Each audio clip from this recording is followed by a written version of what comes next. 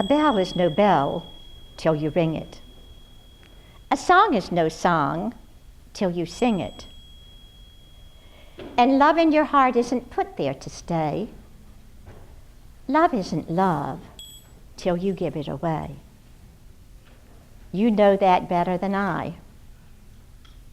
I know the kind of work you do. Did you know that in this very room, there's quite enough love and compassion and energy to change not only Little Rock, Arkansas. Would you believe it if I told you in this very room there is quite enough love and energy to change our whole world? And the way we look at elders, and the way we look at our children, and the way we look at our world. I come as one that already knows about you people from Arkansas. Phyllis Watkins introduced me to it about how many years ago, Phyllis?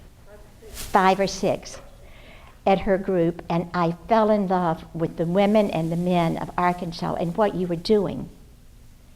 And I want to tell you why I'm here at this advanced age in elderhood, why I am here to be with you. And I'll start with telling you about how my life began and where it began and how it comes to be that I am with you now. I grew up as a twin with a 4-year older sister in North Carolina on a big farm in North Carolina. I loved my life so much, I thought that farm was a microcosm of the whole world. I knew everybody there, I knew everybody in my small community, and I felt that generous love that everybody gave. And when I got to be about 10 years old, and life was good with my mom and my dad, and we lived in an extended family with a mom and a dad, a twin, and an older sister, and a grandmother, and an uncle that was wounded in World War II.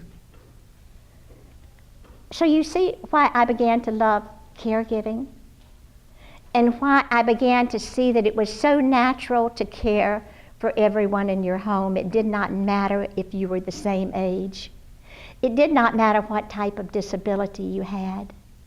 Well, I can remember my mother bathing the feet of her disabled brother from World War II with bath salts, Epsom's bath salts, in this warm water when they felt that his leg and his foot would have to be amputated. And I can remember my mother saying, "Oh no, it'll never happen. We can heal it." And I could see her kneeling beside him as a young child, not knowing that she was teaching me to care. Well, when we were 11 years old, my twin and I, and my older sister was 15, we were one day after school. Our father would always take us to school every morning, and his parting words to us every day were, "Goodbye, twins," and he'd give us this big hug, and he'd give us this big kiss, and he'd say, "I'll see you this afternoon, I'll pick you up." But this day, he didn't have to, because we were going to play with a friend that afternoon after school. And we did. And we weren't there but about an hour when the telephone rang. And it was our aunt, and she said, "Girls, you must be ready. Your uncle's going to pick you up. Be ready." And we were waiting for him.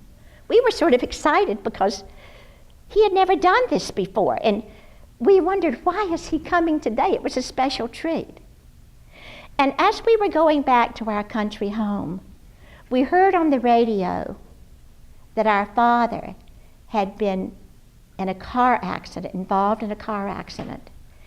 And we heard it on the radio, and I remember my twin saying, But that's Daddy, what happened? And my uncle said, well, your mom is with your dad in the hospital, but they'll be back tonight. But she wants you girls home. So by the time we got back to our country home, there were wonderful people there. People I hadn't seen in the longest time. Caring people like you. And they stayed. And my mom and dad weren't there yet. But those caring people stayed. And even more came. And it was even dark. And no one left.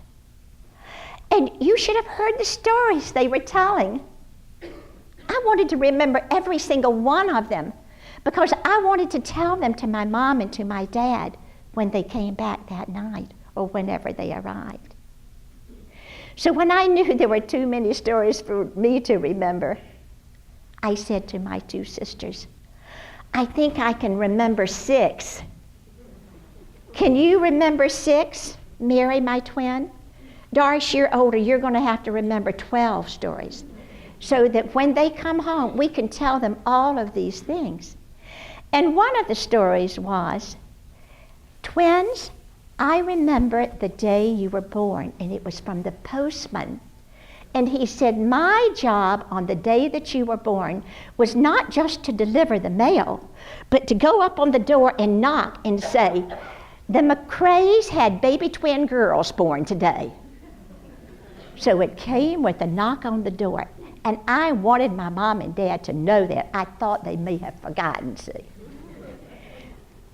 You caring people stayed. And did you know it became 10 o'clock at night? And no one had left. And then we heard a car. We went running through the house. And there was my mom with my father's brother. And my mother spoke to all of you caring people that were there. And then she said, I'd like to speak to my daughters in private. So she took us into her bedroom. And she said, girls, today at 3 o'clock, as your father was crossing the street from his business, he was struck by a car driven by, and she said the man's name. And she said, as she said his name, she said, a drunken driver. And then she said his name again. But then she said the most remarkable thing. She said, first of all, we must forgive that person. I was too young to know that I was in the presence of a remarkable mom that was setting the stage for me, that the way I would view adversity for the rest of my life. But she didn't even stop there. She said, now girls, we have to prepare the celebration for the transition of your father's life here in our home to an eternal life. Would you join me as we begin to prepare the celebration? And then it dawned on me that she had said my dad had died. And he had been hit by a car driven by a drunken driver. But yet, it didn't seem like a name that would have hurt my father. So my mother began to think that maybe he was as much victimized as we were. We must forgive and we must continue to care. So she took her little 3 daughters' hands and she went in this long hallway where all of you caring, wonderful people were. And she said, my daughters and I invite you to support us as we prepare a celebration for our loved one's eternal life. We invite you to support us with prayers and your energy as we wake up tomorrow and start again.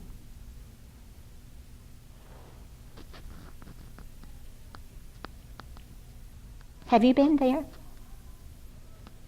When you say, can I possibly do it? Do I have the strength to wake up tomorrow and start again? We've all been there, haven't we? But I learned that lesson as an 11-year-old girl. I didn't know I'd ever need it again. I thought that nothing else will happen in my life, that I'll have to issue that holy prayer. Help me to wake up tomorrow and start again. But if you live long enough, or even short enough, you know you're going to need that prayer again and again. So those 3 girls grew up. We all lived in North Carolina.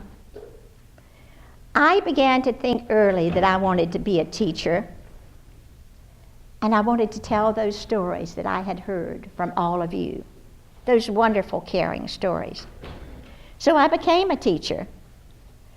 I became a first grade teacher. If you've never tried teaching first grade, I invite you to do it. They will teach you so many wonderful things about what is good and what is the essence of life and what is pure. And they don't care if you dance and miss a step. They don't care if you sing off tune. It doesn't matter. If you're a first grade teacher and you're sitting in a chair and they're all around you, they'll just be rubbing your legs and touching your face because they think you're the most wonderful thing that has ever happened in the life. You become a hero to these wonderful little strangers that you've been entitled to love. So that's what I did. I became a teacher. I taught 2 years in North Carolina at Camp Lejeune, North Carolina. And then I decided I wanted to know, how are little children in Europe? How do they think? And how do they play? And how do they sing? And how do they do all of these things? So then I went to Europe and I taught school, first graders in Europe, little children in Germany. As I was there, and in this inquisitive mind, as curious as a first grade child, I began to look at all the celebrations of life that they had. And while I was there, you know what I found? The greatest treasure you have ever seen in your life. 5'11". An American boy from Ohio, can you believe it? I never even knew what Ohio was. An American boy from Ohio, about 5'11", working on his doctorate in Germany, where I was. Now, I didn't go over there to find 5'11" or anything. I was just wanting to study about children. And all of a sudden, this treasure walked into my life. Not only did this treasure walk into my life, but that treasure became my husband. Can you believe it? He became my husband. He was from Ohio. So we lived in Europe for 2 years. We were married in Switzerland. And then when our first child was going to be born, we decided we needed to come back to America. So we came back to Ohio. Now, when I lived in Ohio at first, and my children, my firstborn and then my secondborn, people would say, "Where are you from?" And I'd say, "Ohio." My children would say, "Mom, they don't believe you. They don't think you're from Ohio. You should tell them that now you're from Ohio, but you grew up in North Carolina and you never forgot your accent. They don't understand it, Mom. They think you're telling the truth, not telling the truth." And when we went to see Gone with the Wind, and they were little, and I had such a headache, and I was sitting there nearly crying my eyeballs out when my son poked his dad like that and says, "Dad, does everybody know you're a Yankee?" "Oh no, does everybody know you're a Yankee?" So it was that 2 different cultures really that they had experienced. part South and part Ohio. Both beautiful, both beautiful. So now my children are grown. They're living in South Carolina, and they have 2 children each. So the story begins with this part. After my husband, as a professor, was going to retire, even a little prior to his retirement, we noticed that some days he was himself, Dr. Joseph Rowan. And then we noticed some days that he wasn't himself. In fact, we didn't know exactly what self he was. It was different. But he retired at the normal age of 62. And then he said to me, "Sarah, I'm retiring. You should retire." I says, "But I don't want to retire. I really love what I'm doing." He said, "That's when you have to retire. When you really love what you're doing and they love you back, that's when you have to retire." So I did. And when I'd watch the school bus go by, my heart would just mourn that I wasn't with little children, because I had stayed there so long, I didn't know adult talk very well. I just knew children's songs, and I just knew how to make little hearts glow. I hadn't practiced in the adult world well. I had taught for 30 years. I can't believe it either. I'd probably still be teaching if he hadn't said, "It's time for you to retire." But it was time for me to retire, because it wasn't very long during that dual retirement years of his and mine that I realized that there was really something wrong.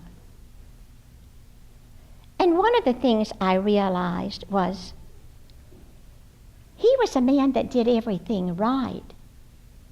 A very bright man, very methodical about everything, a jogger. Even when I met him in Europe, he was a jogger. That was before jogging was a household word. I'd sort of apologize that he was a jogger. Can you believe it? Because it was so weird back then. But that's how advanced thinking he was. But we began to notice that all was not well on the home front. You probably know the big denial word, the big D word. I'm not only princess of denial, I'm queen of denial. I denied that for so long. I just knew my husband could not be ill. I just knew my husband could not have something called dementia. I just knew my husband could not walk with forgetfulness. I knew it would be all right for me to walk with forgetfulness, because I probably started that when I was about 8 years old, walking with forgetfulness. When your mother said, "Did you clean your room?" And I'd say, "I forgot." "Did you do your homework well?" "I forgot." You know, don't we start walking in forgetfulness very early? I love that, walking with forgetfulness. I don't even like the word Alzheimer's. I don't even use it. So if I say my husband began a 10-year journey of walking in forgetfulness, will you know what I mean? Well, he did. And so I wanted to walk right beside him, step by step. I began to know that if he was going to start walking in forgetfulness, I was going to walk every step with him. But I had to know that's what it was first. And we lived just 40 miles from the Cleveland Clinic. And one morning at breakfast, I said, "Joseph, you know, I think probably at this age, you and I, we should probably go to the Cleveland Clinic and get a baseline reading of our health. You know what he said? Why didn't you think of that earlier? I said, I don't even know, but thank goodness I thought of it now. So while he was in agreement, I ran upstairs. I called the Cleveland Clinic, and I said, could you get me to the neurology department? And they did. And then I said, I think I need to talk to the person that's the chief of neurology. And they told me who it was. And he returned the call. And I was whispering. I thought maybe my husband could hear it from the 3rd floor down to the 1st floor. So I was whispering. And I said, I think my husband has dementia. But he doesn't know, so if he has it, don't tell him. And he gave me an appointment in just 10 days. But I thought that in 10 days, my husband might decide that he wasn't going. You know, sometimes when people walk in forgetfulness, they change their minds very quickly. Have you noticed that? Well, my husband would do that. He'd change his mind very quickly. So on the day that we were going, I woke up bright and early, and I said, oh, Joseph, I'm so glad you made that decision about going to the Cleveland Clinic and having that baseline reading. I said, today's the day. And we got dressed, and we were in the car, and we were singing. And all of a sudden he said, are you going to get your baseline reading today of your health? And the Lord said, no, today is Men's Day. I have to go back when it's Women's Day. And you know what he said? I'll go back with you. I said, I can always count on you to take care of me. I'll go back on Women's Day. Just today's your day. And so we got there. You can't imagine how my heart was beating, because I wanted him to pass everything, and I didn't even know what everything was. But I wanted him to pass everything. And so when they met with him, they said something like this. You know it better than I. But they said something like, Dr. Rowan, we're going to play some games. They're sort of silly games. They're like a test, but they're silly tests. And you're a professor, and you're going to think they're probably very silly. But would you play them with us anyway? And he said, okay, I will. Then they said, what is the date of today? And he looked at me, but they had already told me not to talk. So I didn't even make eye contact with him. I just looked around, hoping he'd have the answer. And then they said, what is the name of this city? He said, Cleveland, of course. And they said, do you know what building you're in? He said, the Cleveland Clinic. My wife and are here to get a baseline reading of our health, but she has to come back on Women's Day. He remembered that. Isn't that wonderful? And then they came to a part that you know well, but I didn't know it at all. I know it now. They said, Dr. Rowan, this is going to be a good part of the game. We're going to draw a clock. And I felt so empowered because he loved to draw. I didn't know this was a test. So they gave him a sheet of paper, and they said, would you draw a clock? And he said, what kind of clock do you want? Grandfather clock, mantle clock, wristwatch? What kind of clock do you want? And they didn't tell him at first, and he was getting a little agitated. And he said, if you want me to draw a clock, tell me what kind of clock. So very kindly they said, oh, just draw a face of a clock, just a round circle of a clock. And did you know that man drew a circle that was so perfect that he even joined the two little ends together on the top? I was so proud of that circle. And then they said, now put numbers on the clock. And again he pondered and he said, numbers on the clock?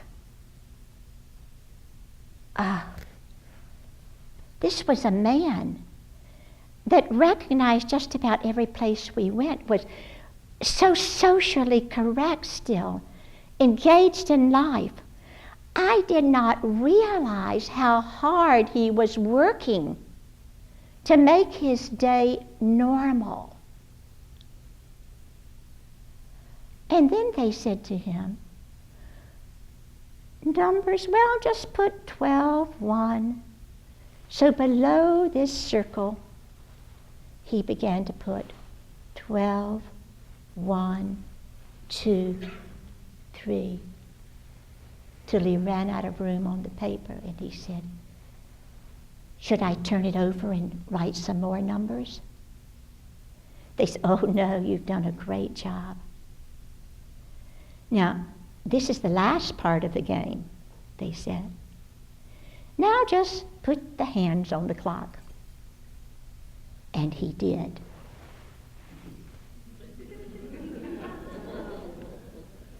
And he smiled so bravely. He had finished the test. He put the hands on the clock. Well, the thought of my mother came back. It's time to prepare the celebration. I now knew the rest of the story. I didn't have to wonder. I just had to honor my husband that had already worked so hard to put order into his days and names on faces and life in a meaningful way. And even when you've been told bad news in a beautiful way, as they did at the Cleveland Clinic, no one knows what the family does next. You usually find out when they come to your home. But what happens after that day of diagnosis till they get to your home? That would be my assignment now.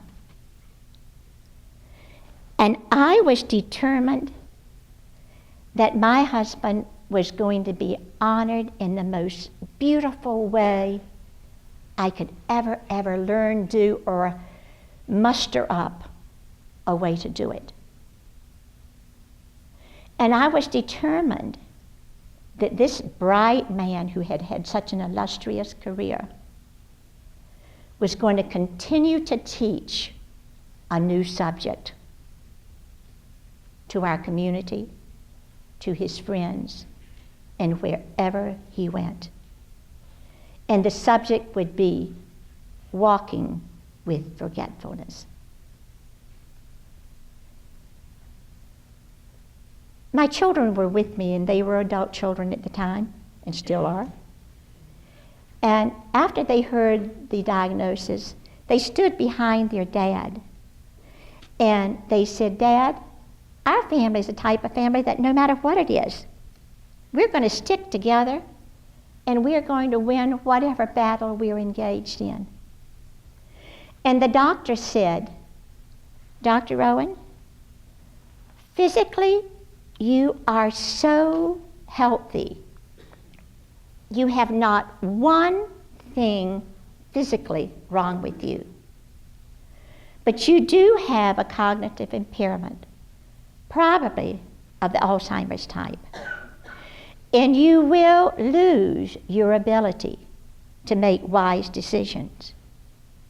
And he said, do you hear me?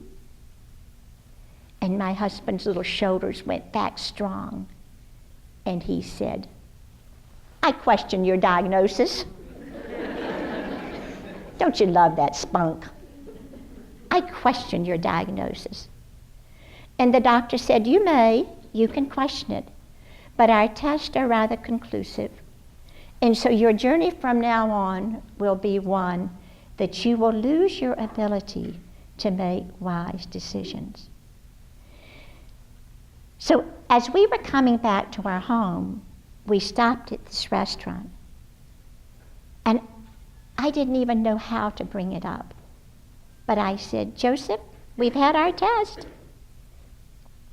The doctor told us we'd probably need to discuss what we've learned. I said, what do you think about this? And he said, well, Sarah, it's just the way I've always told you.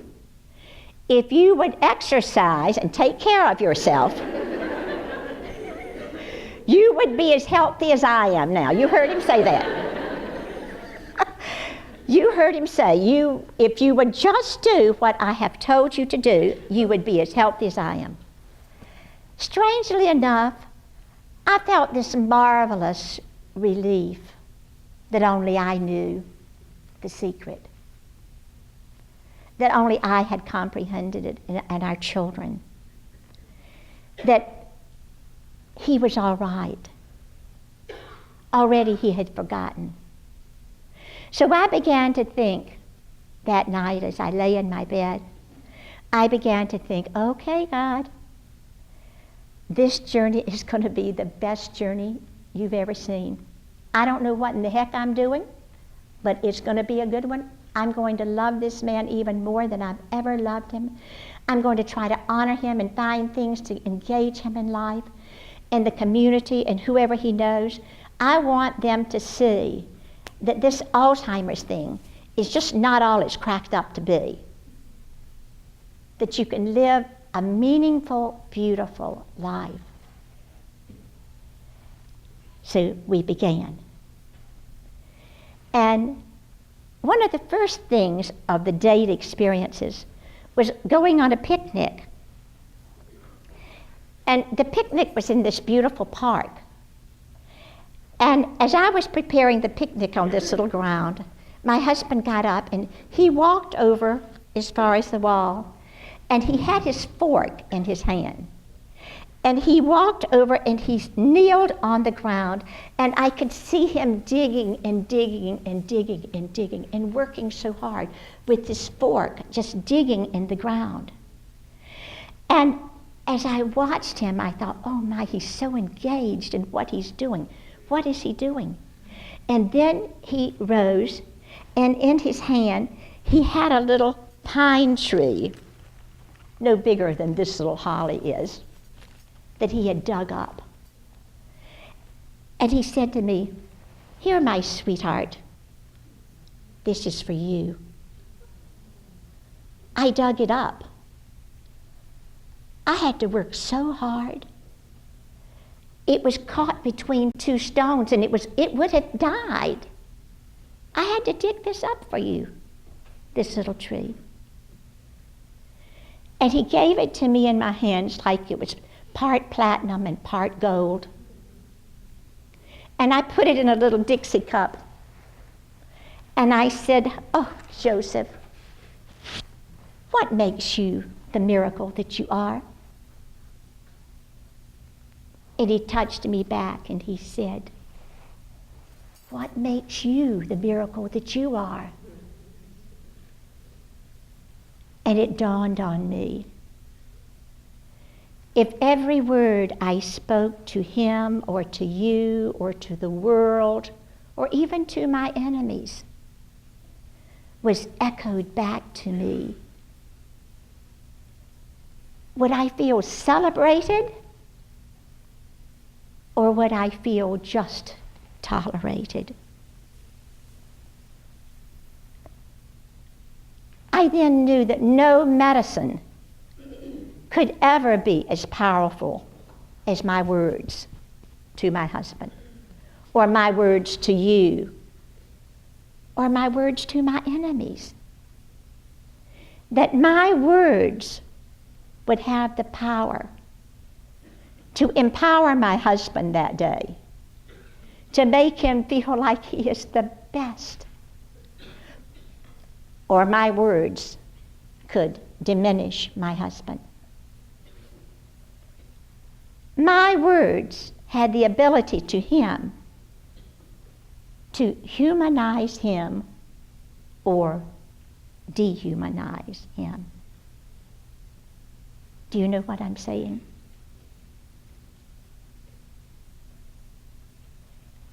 I want you and everybody you love to feel so celebrated. I don't want anyone to feel just tolerated. Not you or me or anyone we know in our homes or in our world. That's what the picnic taught me. And the little tree. So you see how well he was teaching? That was one of the first days. It wasn't long after that I decided in Cleveland, the Cleveland Indians had a new stadium. He had been a long-suffering fan of the Cleveland Indians. Ever since he was a little boy, he had just screamed for those Cleveland Indians. It got to be so powerful that I didn't even particularly like the Cleveland Indians, you know, because they were never winning at that time, but he was just hoping they would win. So he had these season's tickets. So I decided, well, maybe now that's the thing. That will create a memory for him if I take him back to see the Cleveland Indians. I don't even remember what time the game started, but it was night, probably 7 or 8, whenever they start. And you know, when you're walking with someone with forgetfulness, you don't just make these spontaneous moves. You sort of plan them, you know. So we planned them, and I took him to the restroom, and then I got the seat, and it was so beautiful. And I got there very early. That's the key, getting there very early. And I always had this little card that I had made up that said, "Thank you for understanding. My loved one walks with forgetfulness." And then I'd say below it, dementia, Alzheimer's. He never knew I had that card. But if I'd see a situation that I was going into, like even today and I were bringing him, I would give it to you. Well, all of a sudden your heart was so softened because of my situation. So it had prepared wherever he went their hearts to love him, the stranger in their midst. So that night at the Cleveland Indians, it was so beautiful, and we were there earlier, and he had great seats. I don't know a football from a baseball, but the first batter that got up was Kenny Lofton, and guess what Kenny Lofton did? I knew about him. He hit a home run. I know what that is, a home run. So I got up and started applauding just like this. And my husband got my shirt, and he said, "I think you should sit down." He said, "You're making far too much noise."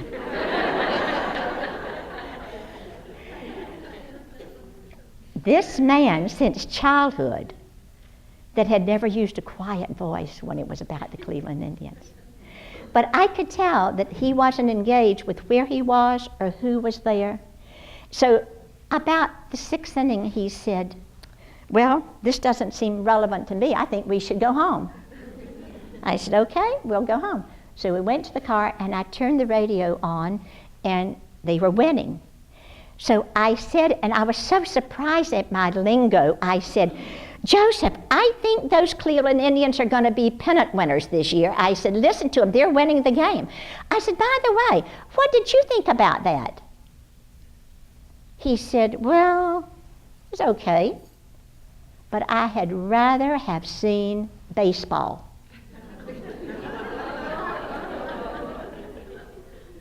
I said, "Next time we will." It really doesn't matter. It really doesn't matter. We had the memory. I had the memory. It really doesn't matter.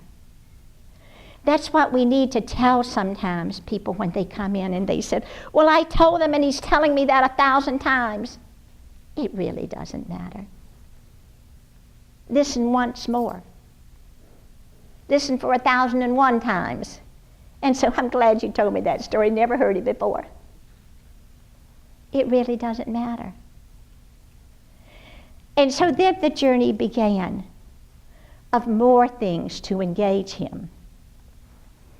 And by this time, In every part of every day, there was something so beautiful, and there was something so sad, and there was something so frustrating. You know what I mean? And I wanted to remember them. But when you're a care partner, you don't have time to write a story about it. So what I would do, and it was just spontaneous, I hadn't even thought about it really. At the end of the day, I would just tear out a little piece of paper, and I'd write on this little piece of paper what I wanted to remember about that day. I pulled this one. It happens to say, I would rather have seen baseball. And then, you know, I had 2 little goblets in my dining room. So after I'd write this paper with mindlessness, really, I would go over and I would stick it in one of the little goblets. And then the next day something would happen, and I would want to remember it, and I would write it down. This one happened to be the picnic. Will he feel celebrated or just tolerated? That's all I had time that day to write down. But my mind remembered the rest of the story. And this one, we were having breakfast. He came down. By this time, I had someone that would come into my home to help me on occasion. And she was a blessing of blessings. I mean, like you. When I look at you, you inspire me so much because I know what you're doing. You're taking care of my Joseph. I know how hard you're working. I know sometimes when they need to say and mean to say, you're the most beautiful woman I've ever seen. I love the way you care for me. They might say, just get out of my way. Who are you anyway? I know you've never heard that. And I know you've never heard things, I don't want a bath, don't you dare touch me. I know you've never heard that. But sometimes people do. And so one day when he was coming down for breakfast, he didn't sit down immediately. He just walked around and he looked at me, and then he came back up and he looked around like he wasn't really sure where he was, but then he came over to my face and he said, I have something I've been meaning to ask you for the longest time. I said, this seems like a good time and I'm ready to hear it.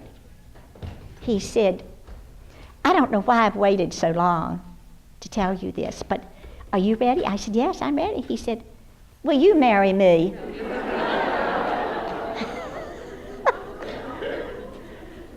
There's a little paper that says, will you marry me?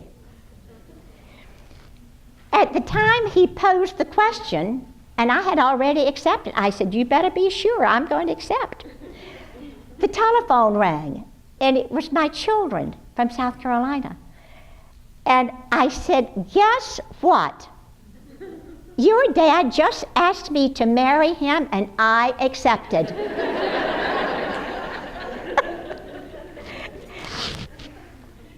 They said, put Dad on the telephone a minute, Mom. And I heard him say, are you sure? Well, I don't know. How would I go about doing that? And so I got on the other end, and they were saying, Dad, you should never ask a woman to marry you unless you get her a nice diamond ring. So I said to them, oh, don't dare tell him that. He might back out, and I've already accepted. You got to have fun in this journey, don't you? You got to have fun when there could be tears, and there are tears. And so the journey went on. And he loved to do art. And so the joy of the art lessons were that we just get a canvas or just plain pieces of paper. It didn't matter, maybe just a plain piece of paper like this one. And I would get the paints out on the kitchen table. And my clue was, when he had had enough, he'd start painting his face, eating the paint, putting it in his hair. So as he was painting these wonderful things, my clue was to see when it was enough. And it was so interesting, and now there's a real study about this.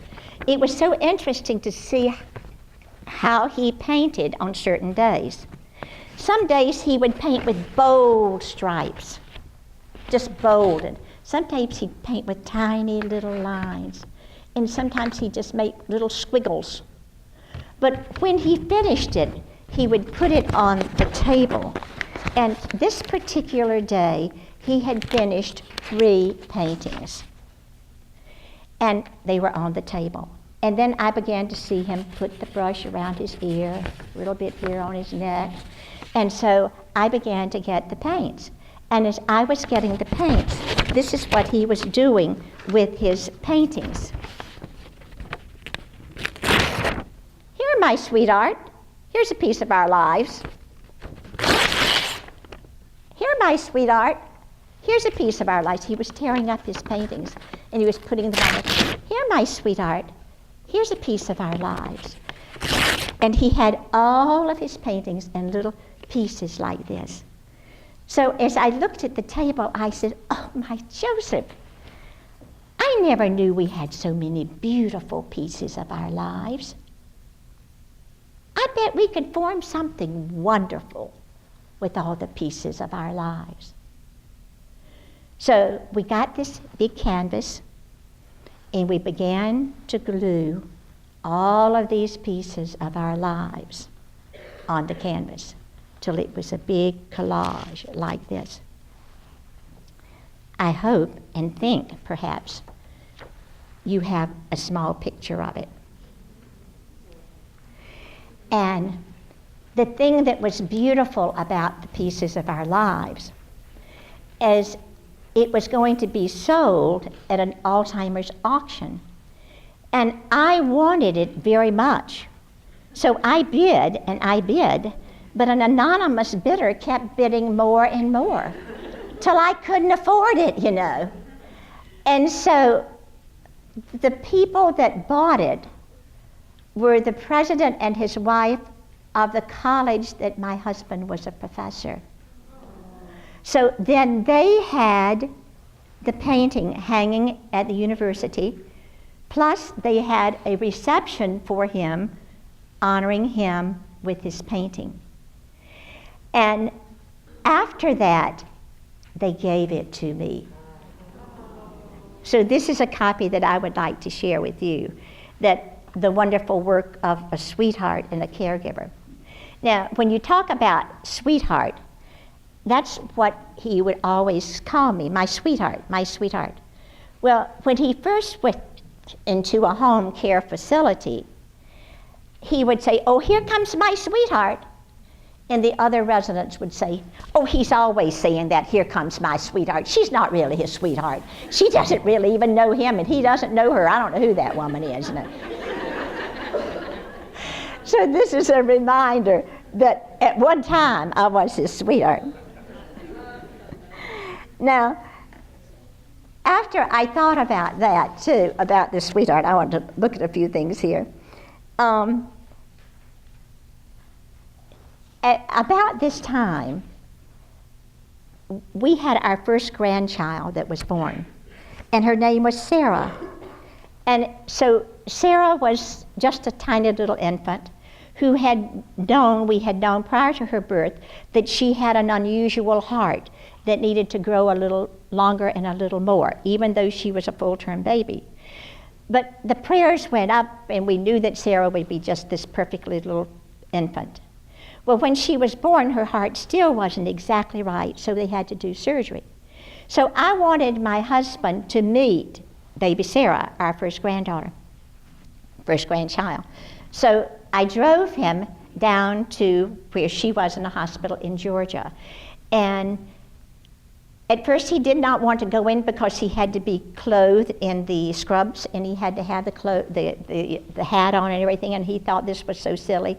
But then he saw this little infant child, and he would hold her hand like this, and they would coo at each other, and he would touch her and she would laugh back, not knowing they were bloodline to each other.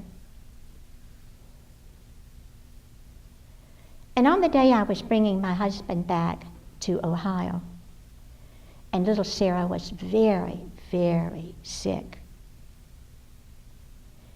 my children were standing outside the car. And it was an interesting thing, and you know this well when you're getting someone who walks with forgetfulness in a car.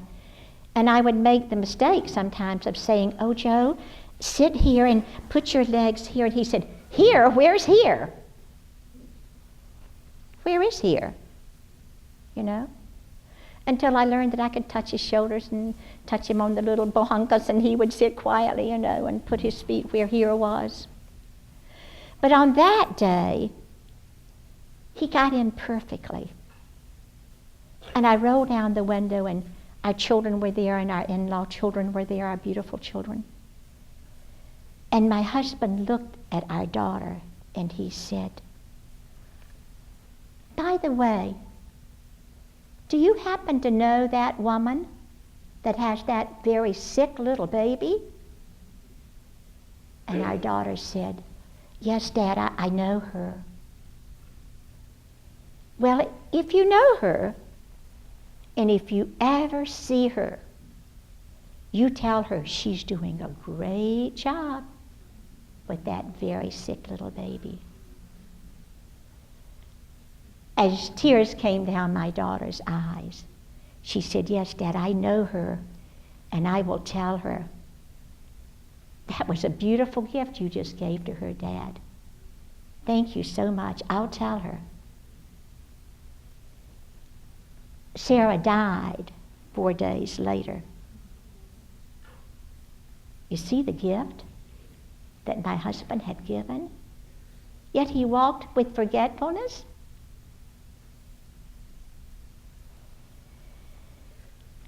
Soon after that, when my heart was full, I got a call that said, "Mrs. Rowan, we know that Dr. Rowan has Alzheimer's, and would you come and speak to the congressional leaders about being a care partner?" And my response was, "Yes, I'll come, but you just don't want me. That would be so boring just to hear about the life of a care partner. You've got to see the face of the disease, my husband. So if he can come, I can come, and we will be there." So we went. And in the audience were people like you, again, caring, loving, interested people, wanting so much to take care of strangers in their midst who were walking with forgetfulness. And the congressman announced to the group, who already knew basically, "Dr. and Mrs. Rowan are here because they are interested in Alzheimer's. Dr. Rowan, do you have anything to say about Alzheimer's?" We were sitting in 2 chairs, and my husband stood up and he said, "Well, no, don't have a thing to say. We don't know anybody that has Alzheimer's."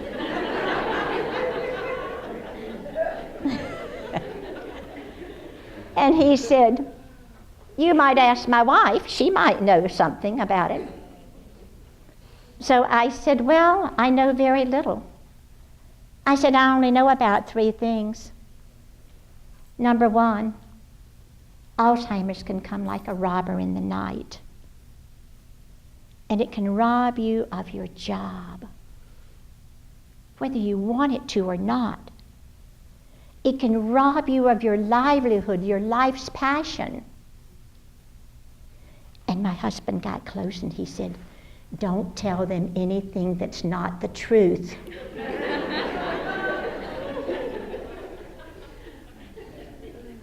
Number 2, Alzheimer's can come like a robber in the night.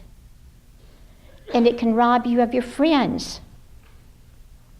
Sure, they seem to be there, but somehow you seem to have disappeared or evaporated or something. They don't seem to see you anymore. That's what happens when Alzheimer's comes, like a robber in the night to your friends. My husband kept getting closer and closer, so interested in the whole story.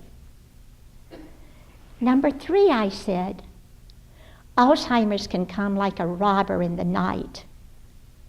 And it can even rob you of your family members, your children. And then I call the names of our children. Walter, Melissa, where are you? And when he heard the names of his children, he came up and he cradled my face just like this.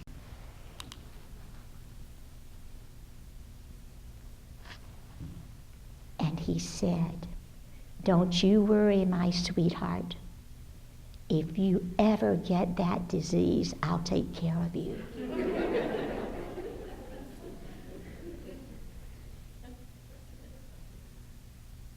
The audience stood to their feet because it was just a matter of who first will take care of the other. Do you see what he taught me while walking with forgetfulness? And I thought I learned a lot when he was just this so-called brilliant professor.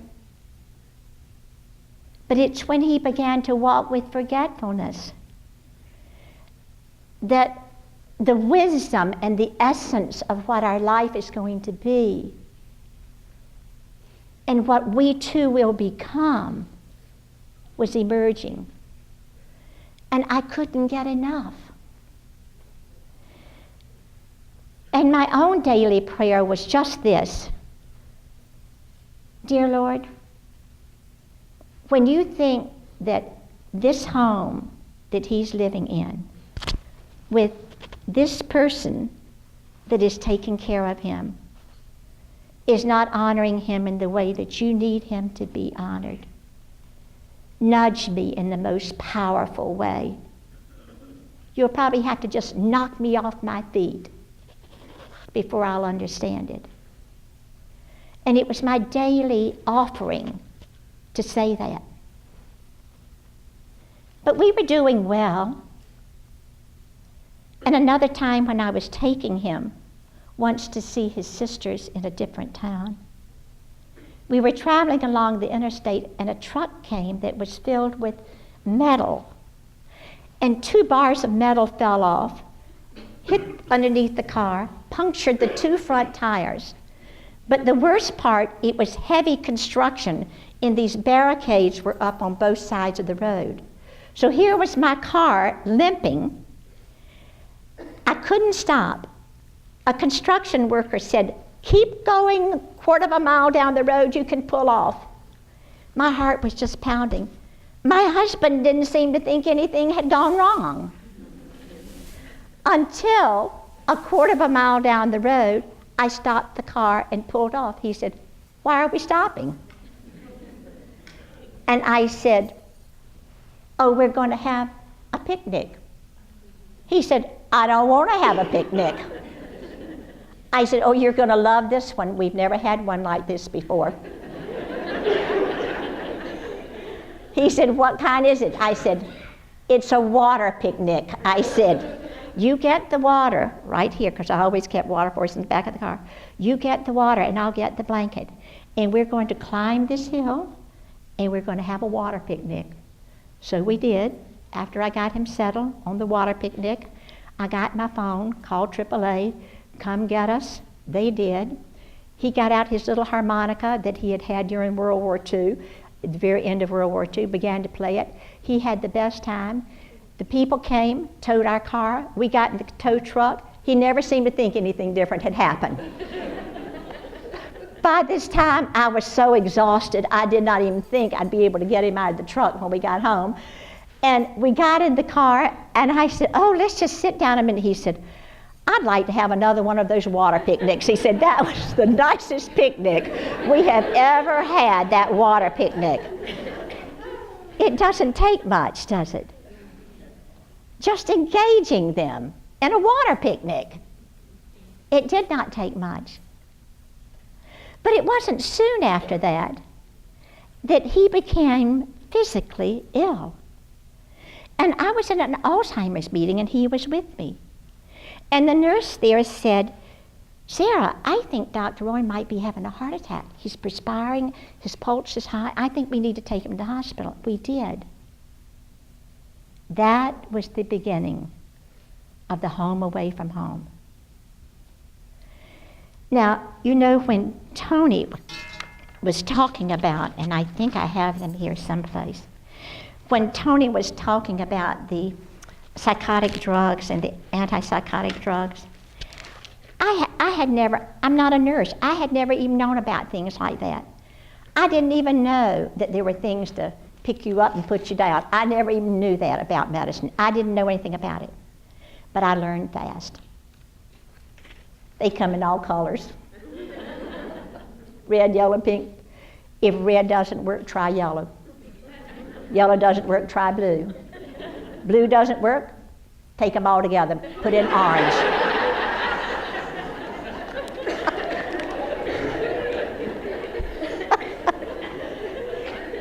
And once you finish this pack, we have another, you know. All of a sudden, my education began. The hospital said, Mrs. Rowan, you cannot take him home. He's delirious. Well, we've got to add more of these pink, blue, yellow, red, green pills to him. And we have to put him in a home. You would never be able to care for him like this.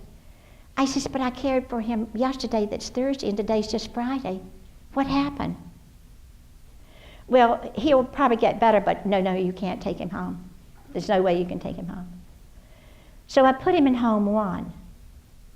And they said, but Mrs. Rowan, the reason he's not thriving here is there's another pack of drugs, you know, that we can get. And there were Haldol stuff, all the words he said, Respirol, Depakote, all these words. I was trying to practice saying them. I'd never even heard these words. The only thing I knew was my husband was talking about unmet needs. So we were there only 10 days when the home away from home said, Mrs. Rowan, we just can't take care of Dr. Rowan anymore. But you have to have him out by Tuesday. This was Saturday. And all of a sudden, I didn't feel that confident anymore. And the only thing I said was, well, I don't accept curbside seats. And you're an Alzheimer's care facility. Why would I take him when he's not ready to come home now? Oh no, well we can send him to the psych ward, which we did, and I went with him. I lived in a psych ward for 10 days. But then when we came back, the same purple, yellow, orange, blue, and throw in some more too, didn't work either. And so they said, no, you really have to go.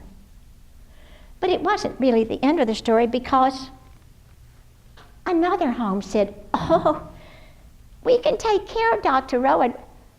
We have people with unmet needs and we can care for him. And I trusted them, and I took him. And for a while it was so good, but they did have to add more drugs. When my plea was, could we take them all off? He never had any before. Could we just take him off of everything? And could he just be more engaged? And could you sing to him? He doesn't like bingo, but he played it. And every time he went, they'd say, B1, he'd say, bingo. Then they'd say, G13. He'd say, bingo. Every time they called a number, he'd stand up and say, bingo, till everybody else would say, he doesn't have bingo. And he'd say, 010, bingo. He played that game with every call. He bingoed. So the other home said, yes, we will take him.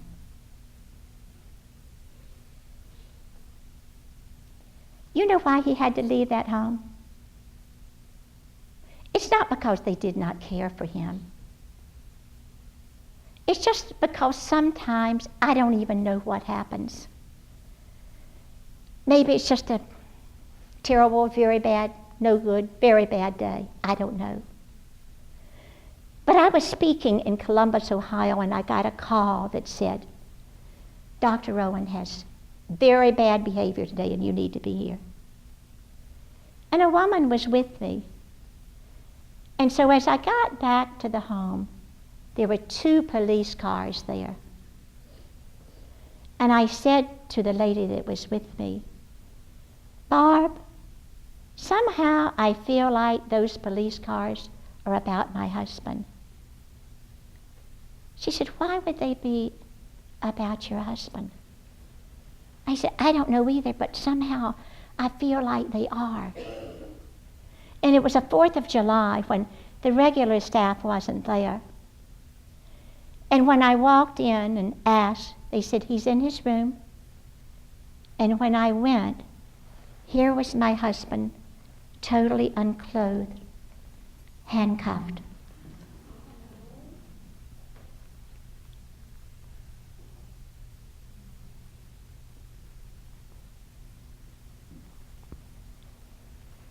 I got a blanket and I said, my sweetheart, I bet you're cold.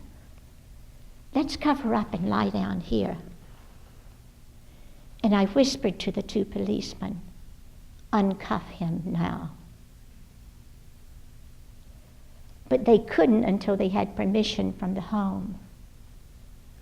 So the lady that was with me, I said, tell them I need to see them. Dry those tears and tell them I need to see them, to have my husband uncuffed. By this time, he had fallen asleep on his bed. He was so tired. My knees were tired too, and my heart was tired, and my body was tired, and I didn't know the answers, and I didn't know where to go. Because now I knew that I have to say, I'm sorry, this is not the right place. But where would I go?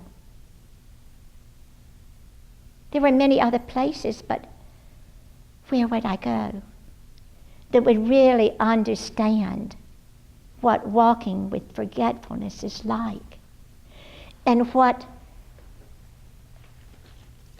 these little pills with all kinds of names can do to make you so unlike who you are and what you are.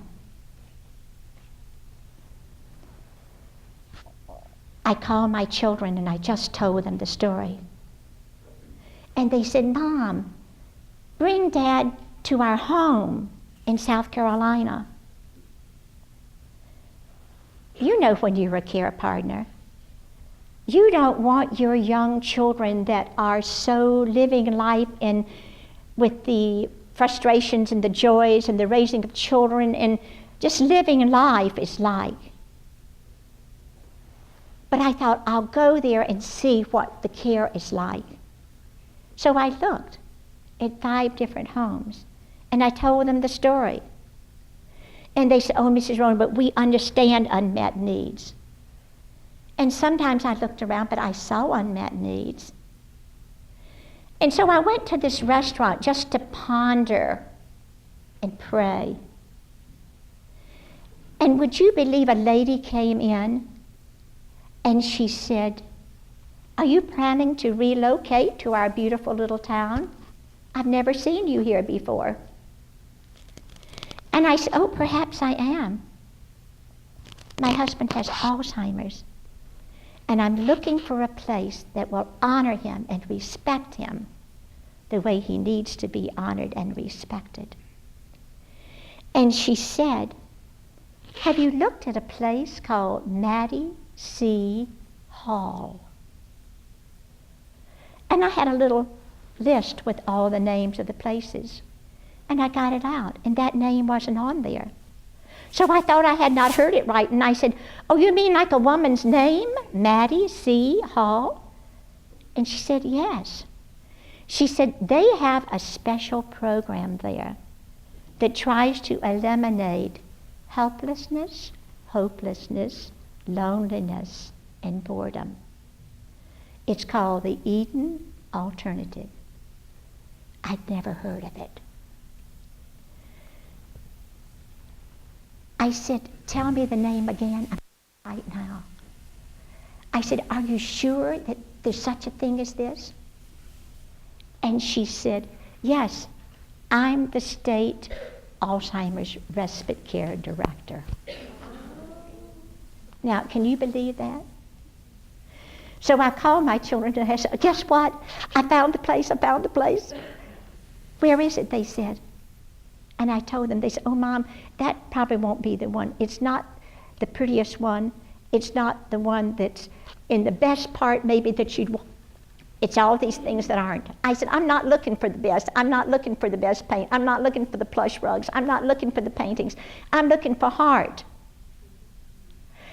But before the lady left, I said, by the way, I'm Sarah Rowan, when she said I'm the state Alzheimer's care director, past respite care director. My children said, Mom, who told you this? I said, a woman. They said, what was her name? I said, Miss Angel. I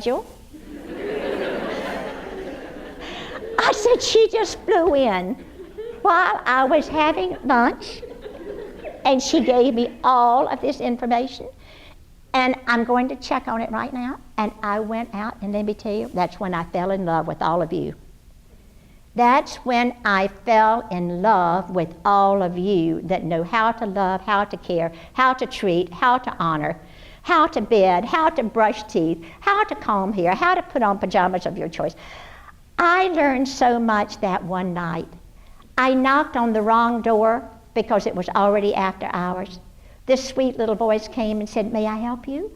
I said, yes, I'm coming tomorrow to talk about entering my husband here. But they said, oh, well, come in now. And you can see us as we get some of our residents that are ready for bed. Some aren't ready, and they're listening to music. Some are having a snack. But come on in. I watched you care for those loved ones in a way that my whole body just began to relax. And as I saw them caring for these 4 people that I saw them putting to bed, I stood in front of that caregiver and I said, could I be next? I said, I'll just sleep on the floor, it doesn't matter. Just care for me the way you're caring for them. I went back to Ohio. I drove my husband back 12 hours to South Carolina. We sang every song known to man 12 times, 15 times. We got there, and I was still a little apprehensive. When we arrived that night at 11 o'clock at night, his 3 assigned care partners were waiting for him. And outside was a little dog that was exactly the same breed, the same color of the little dog we had left in Ohio. My husband got out of the car. He saw the little dog. He said, Mac, what are you doing outside? He picked him up. She said, we've got to go home. He picked up the dog, took the dog in. The caretaker showed him his bed. He went straight to bed and was home. Was home.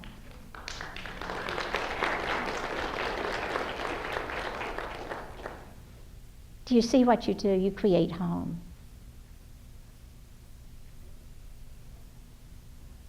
He stayed there a little more than a year. And by this time, I began to know what Eden Alternative was. And South Carolina was going to have the first International Eden Conference in South Carolina. I was so excited about it. I didn't know what in the world to do. I didn't know who a Bill Thomas was or a Jude Thomas was or who any of these people were that supposedly founded this thing, but I knew one thing. They had found the heart of the soul, and they were honoring it. And so they said, Sarah, would you go and just tell them what you've experienced? And I did.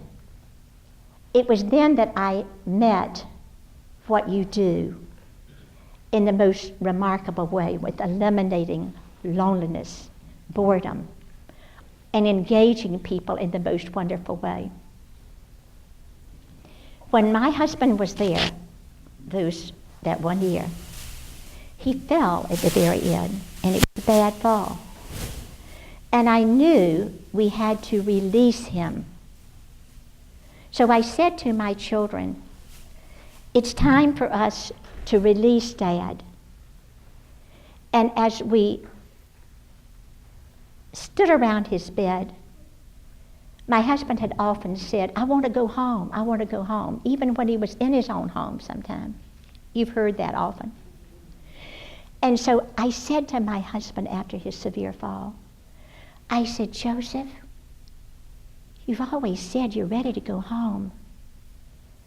Did you know you're closer to home than you've ever been?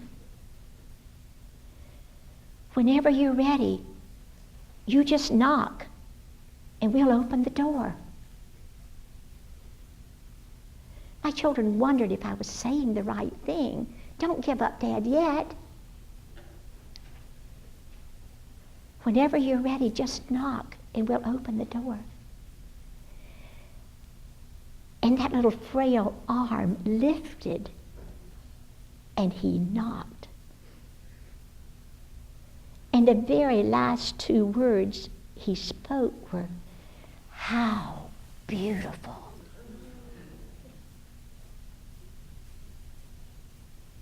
That's what I want your last two words to be. You've heard those words. That's what you're giving the people in your midst the chance to be. How beautiful. That's what I want my last two words to be. But the story doesn't end. And it seems so far unrelated to that story, but it ties together. Several years later, in the same town, I was paying my water bill, just the simple act of paying my water bill in Aiken, South Carolina. When at the counter was a man who was beginning to walk with forgetfulness. And the woman had said to him at the counter, well, I'm sorry, but your water is cut off because you owe $142.68. And until that's paid, your water has to be off. And he was looking at the bill. And he said, but I've been paying, and I've been paying. It doesn't say that. So very quietly, I just walked over to the other counter and I said, excuse me, but I can't help but hear that conversation. Could I have the honor of just paying his bill? She said, I don't know, I'd have to ask the supervisor. You see how we get sometimes. It just doesn't matter about these things. But anyway, the supervisor looked and she said, she thought maybe the check would be all right, so she let me pay the bill. So I walked over to this man and I said, may I have the honor of just paying your bill while I pay mine? I said, sometimes I get confused like this too. And I understand what you mean. Sometimes I just don't even understand mine either. So if I could have this honor of just paying yours, I would like that. And at first he didn't seem to understand, and then he said, lady, nobody's ever done anything like this before. Are you sure? I said, oh yes, sir. I said, it's just a miracle that we happen to be here together today, and I can do it. I just happen to have that much, and I can do it today. So I did, and then I walked out, and he followed me. And he said, "Lady, do you have a name?" I said, "Yes, it's Sarah." And he said, "Would you write it here?" And I wrote it. And he said, "Lady, do you have a number?" And I said, "Yes, I have a number." And I wrote it below my name. And that afternoon was my grandson's birthday. And I said, "I'm going to gift you with a story, not a gift." Today I went to pay my bill, and a man had no water. So I had a chance to help him get his water. And the 4-year-old said, "Why didn't he call the plumber?"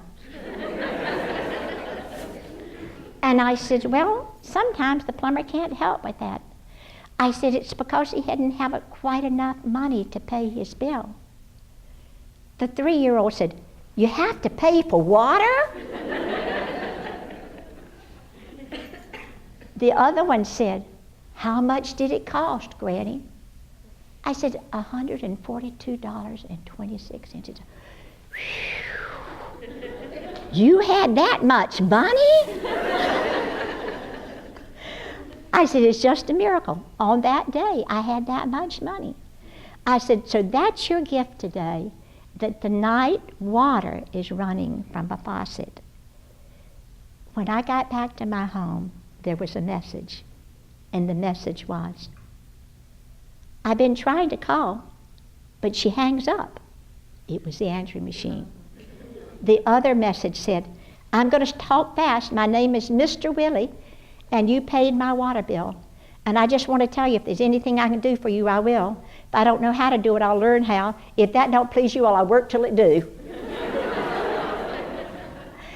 So I called him back and I said, "Oh, Mr. Willie, you don't owe me anything." I said, "It's just a miracle that we got to know each other." He said, "Well, if you would come to see me sometime, my daughter will pick you up, and I'd really like to meet you." So the daughter called, and she said, "You know, thank you for blessing my dad. When you blessed my dad, you blessed a holy man." I said, "Oh, I know it.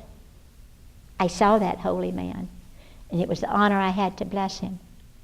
So the next day I went out to his house, and I said, "Mr. Willie, it's so good to know you and to be with you, but we don't owe each other anything."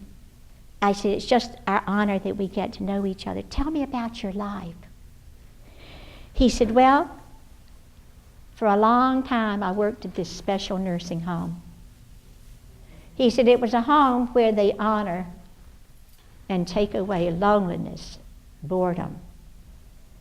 And I said, "Willie, was it Maddie C. Hall?"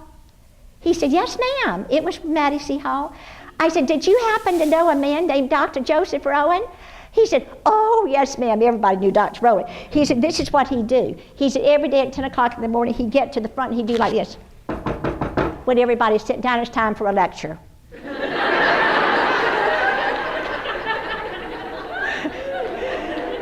And then he said he'd wander around all the rooms. And he said he had his little harmonica, and he said he would play his harmonica. He could play it, I can't. He would play his harmonica, and he said, but his last lecture was at 5 o'clock in the afternoon. So he would get to the podium and he'd do this. "Everybody be quiet, we're about to have a lecture." And said this one day he lectured on the Titanic. And he told all about it. He said, "But my job was, after he finished his lecture and he played his harmonica, he would walk over to the fish tank and drop it in the fish tank." And he said, "My job was to fish the harmonica out of the fish tank to get it ready for tomorrow's lecture."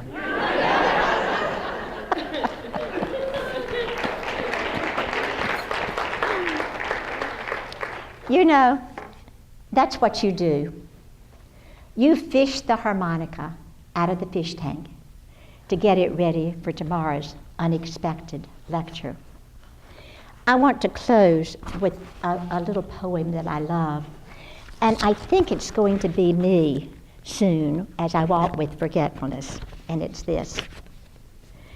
"In praise of craziness of a certain kind, On cold evenings, my grandmother, with ownership of just half her mind, the other half having flown back to Bohemia, she would spread newspapers over the porch floor, so she said the garden ants could crawl beneath as under a blanket and keep warm.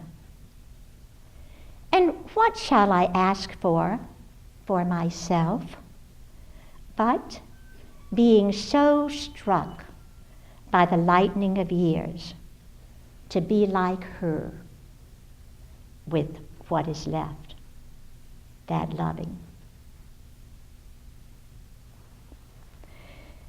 I honor the place in you where lies your spirit, your joy, your heart. I honor that place in you. And when you are in that place in you, and I am in that place in me, we are one. You are in me, and I am in you. Namaste.